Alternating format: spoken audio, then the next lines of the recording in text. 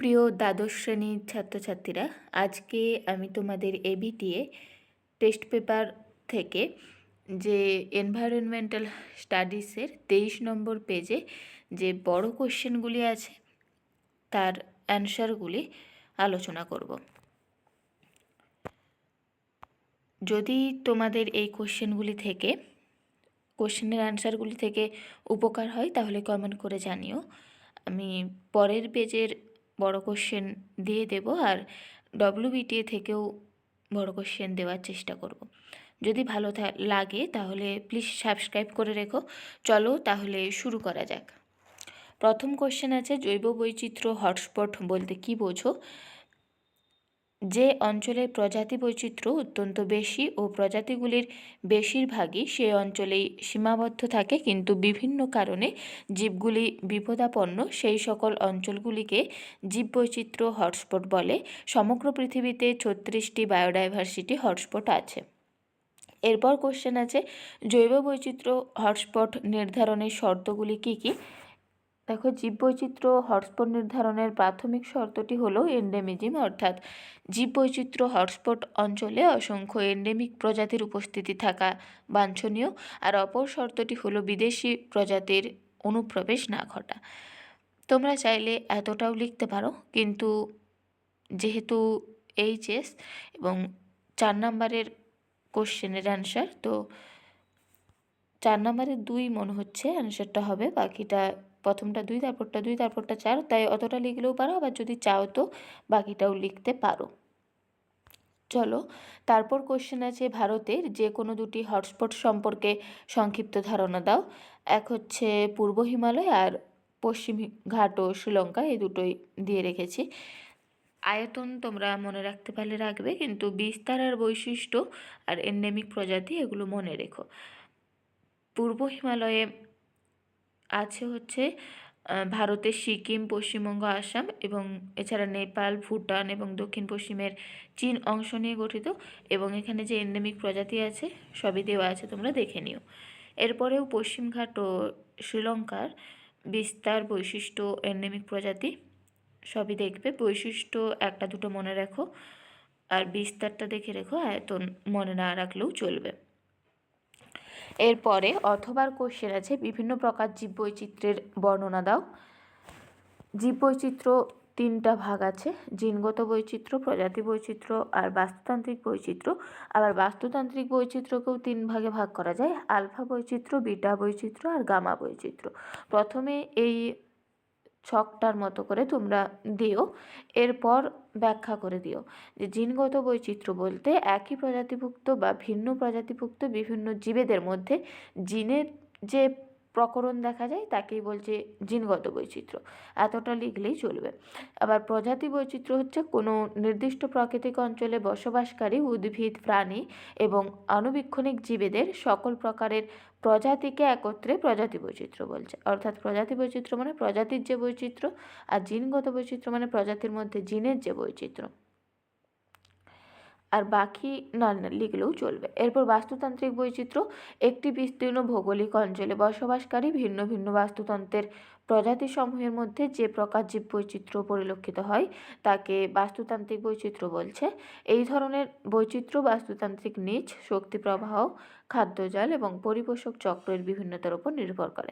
এবার বাস্তুতান্ত্রিক বৈচিত্র্য 3 প্রকার হয়, একটা আলফা, বিটা আর গামা। আলফা বৈচিত্র্য মানে কোনো একটি নির্দিষ্ট অঞ্চলে বিভিন্ন প্রকার জীবগোষ্ঠীর সদস্যদের মধ্যে যে ধরনের বাস্তুতান্ত্রিক বৈচিত্র্য পরিলক্ষিত হয়, অর্থাৎ একটি নির্দিষ্ট অঞ্চলে সীমাবদ্ধ, তাকে বলছে আলফা বৈচিত্র্য। বিটা বৈচিত্র্য মানে একটি নির্দিষ্ট ভৌগোলিক অঞ্চলের ভিন্ন ভিন্ন সংলগ্ন স্থানে বসবাসকারী জীবগোষ্ঠীর মধ্যে যে বিশেষ ধরনের বাস্তুতান্ত্রিক বৈচিত্র্য পরিলক্ষিত হয় তাকে বিটা বৈচিত্র্য বলে। আর গামা মানে কোনো একটা বৃহৎ ভৌগোলিক অঞ্চল, অর্থাৎ আলফা থেকে বিটাটা একটু বড় অঞ্চল, আর গামা বৈচিত্র্যটা সব থেকে বৃহৎ ভৌগোলিক অঞ্চল হচ্ছে। এতটাই লিখতে হবে। এরপর জেনেটিক ইঞ্জিনিয়ারিং বলতে কি বোঝো?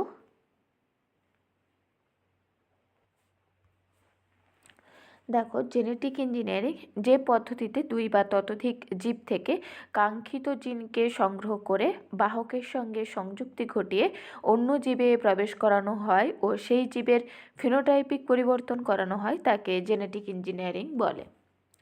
এরপর কোশ্চেন আছে দু একটা, জৈব বৈচিত্র্য বিনাশের কারণগুলি লেখো।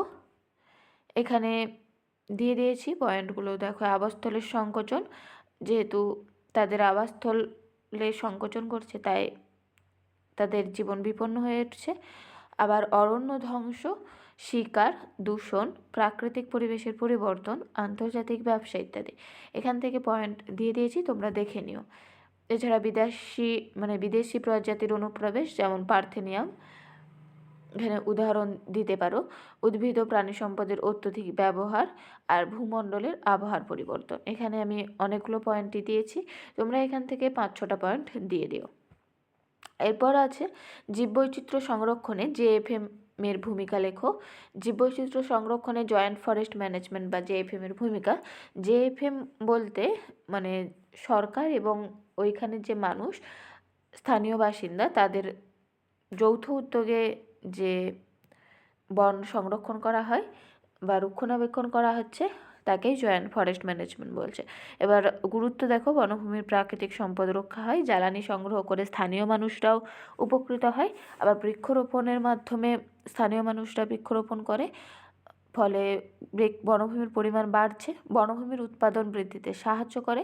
আবার জীববৈচিত্র্যও রক্ষা হচ্ছে, কারণ বনে যে জীবেরা বাস করে তাদের সুবিধে হচ্ছে। এরপর কোশ্চেন আছে 3-টা, পরিবেশ সূচকের মূল্যায়ন বলতে কী বোঝো, উদাহরণ সহ ব্যাখ্যা করো। পরিবেশ সূচকের মূল্যায়ন যে বিশেষ ধরনের পরিবেশগত মূল্যায়নের ক্ষেত্রে বাতাস, জল এবং মাটির গুণমান সংক্রান্ত বিভিন্ন সূচকের সঠিক মান নির্ধারণের মাধ্যমে শব্দের বিজ্ঞানসম্মত উপায়ে মূল্যায়ন করা হয় তাকে পরিবেশ সূচকের মূল্যায়ন বলে। এখানে বাতাস, জল এবং মাটি তিনটাই কিন্তু লিখতে হবে। বাতাসের গুণমান সংক্রান্ত সূচক মূল্যায়ন লিখতে হবে। এখানে যে বাতাসে বায়ু দূষকগুলো আছে তার মধ্যে 3-4টা করে মনে রেখো, উদাহরণ যখন দিবে সবগুলো দেওয়ার দরকার নেই। কিন্তু শর্ট কোশ্চেনের জন্য important carbon monoxide, nitrogen dioxide, মানে প্রায় সবগুলোই কিন্তু দেখে রেখো। এরপর জলের গুণগত মান, সেটাও কিন্তু যা লেখা আছে লিখতে হবে, কিন্তু জল দূষকের ওইটা 3-4টা লিখলেই চলবে, এবং মাটির ক্ষেত্রেও তাই, তোমরা দেখে এখান থেকে করে নিও। এরপর কোশ্চেন আছে বর্তমান ও ভবিষ্যৎকালের জীবনযাত্রার মান উন্নয়নের ক্ষেত্রে সস্থায়ী উন্নয়নের আবশ্যকতাগুলি আলোচনা করো।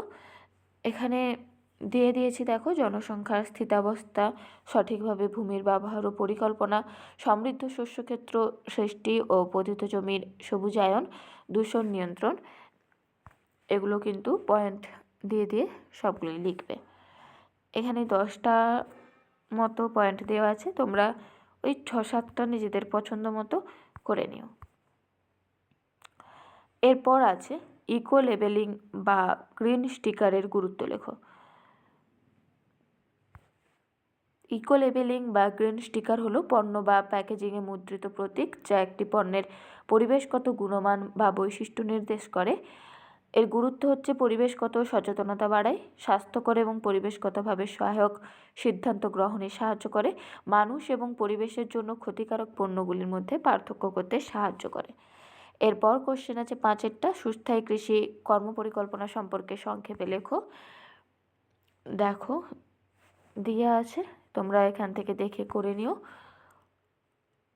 আমি সবে একটু বেশি করে পয়েন্ট যা আছে দিয়ে রেখেছি, যাতে তোমরা তোমাদের সুবিধা মতো পছন্দ মতো পয়েন্টগুলো করতে পারো।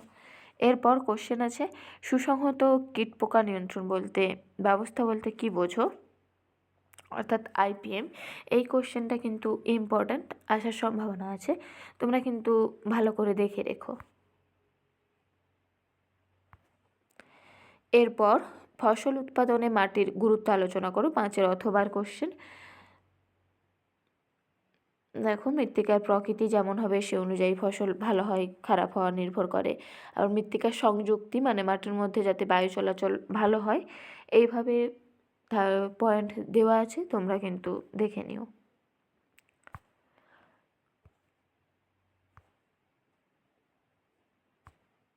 এরপর শেষ কোশ্চেন আছে, অর্গানিক ফার্মিং বা জৈব কৃষির গুরুত্ব লেখো। দেখো, অর্গানিক ফার্মিং বা জৈব কৃষি হলো এমন একটি কৃষি পদ্ধতি যা পরিবেশ রক্ষা করে, জীববৈচিত্র্য বৃদ্ধি করে এবং স্বাস্থ্যকর খাদ্য উৎপাদন করে। জৈব কৃষির উদ্দেশ্য হলো মাটি, উদ্ভিদ, প্রাণী, মানুষ ও পৃথিবীর স্বাস্থ্যকে এক ও অভিন্ন কল্পনা করে সেটিকে টেকসই করা ও সেটির উন্নতি সাধন করা। এছাড়া এর সুবিধা হচ্ছে পরিবেশ বান্ধব এই পদ্ধতিতে কৃষি উৎপন্ন, মানে কৃষি কাজ করাটা। আবার অর্থনৈতিক, এখানে যেহেতু কীটনাশক বা ব্যয়বহুল সার ব্যবহার করা হচ্ছে না, তাই বেশি খরচ হয় না। আবার পুষ্টিকর হয়, কারণ রাসায়নিক এবং সার ব্যবহৃত পণ্যের তুলনায় জৈব পণ্যগুলি আরও পুষ্টিকর, সুস্বাদু এবং স্বাস্থ্যের জন্য ভালো। এবং মাটির জল ধারণ ক্ষমতাও বৃদ্ধি হয়। তাহলে বড় কোশ্চেন সব দিয়ে দিয়েছি। আজ যে পেজ আছে তার বড় কোশ্চেনও আমি দিয়ে দেব। তোমরা যদি ভালো লাগে তাহলে প্লিজ সাবস্ক্রাইব করে রেখো পরের ভিডিও পাওয়ার জন্য। চলো আজকে তাহলে এই পর্যন্তই।